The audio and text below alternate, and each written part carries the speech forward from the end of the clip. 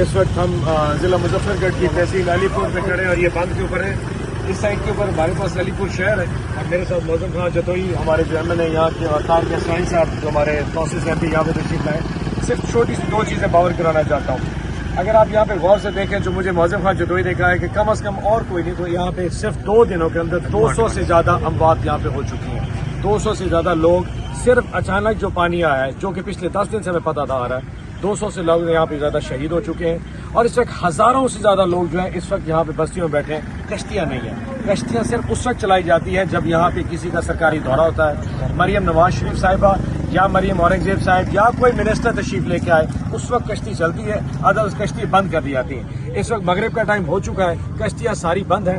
اب اگلے 12 گھنٹے تک یہاں پہ کوئی کشتی نہیں چلے گی کیونکہ جب تک صبح کوئی منسٹر نہیں آئے گا یا دن کا ٹائم. لیکن مزے کی بات یہ کہ دن کے ٹائم میں بھی ریسکیو 112 ہو یا سول ڈیفنس کے ادارے ہوں, جتنے بھی لوگ یہاں پہ کشتیاں چلا رہے ہیں ایک ایک کشتی چلاتے ہیں اور 10 کشتیاں کھڑی کیونکہ پیٹرول نہیں ہے.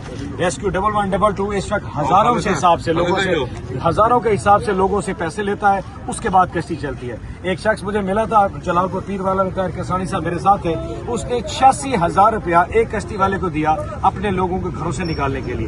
میری درخواست ہے لوگوں سے اور اس وقت حکومت سے, آپ جتنے بھی نااہل ہو اپنی جگہ پہ کم از کم اس ٹائم اس وسیب سے زیادتی مت کیجیے. ٹھیک ہے ہم لوگوں نے آپ کو ووٹ نہیں دیا, سرائیکی وسیب نے بھی آپ کو ووٹ نہیں دیا, لیکن ہمارا اتنا قصور ہے ہمیں ڈوبتے مت چھوڑیے.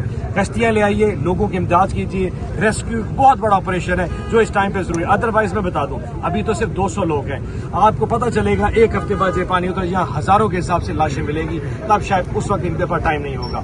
اللہ کرے ان کو شاید عقل آ جائے. آئی ایم شیور کہ آپ جس طرح ہمت کر رہے ہیں میں آپ کو بھی خراج تحسین. Thank you so much.